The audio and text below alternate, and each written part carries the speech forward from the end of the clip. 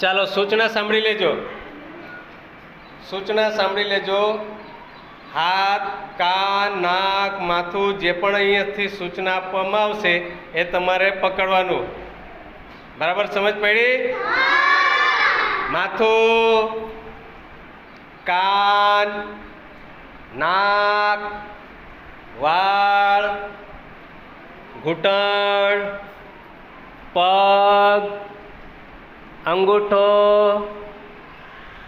ઉપર હાથ, કમર પર હાથ, ડાબી બાજુ વળો, જમણી બાજુ વળો, પગ ઉપર, પગ નીચે, પંખી ઉડે તેવો હાથ કરો,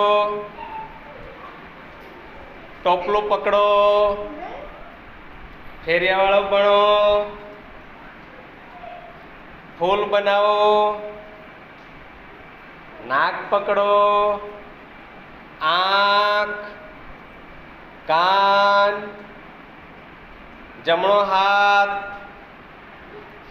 ડાબો હાથ, આંગળીઓ, પગ પકડો, હાથ પકડો,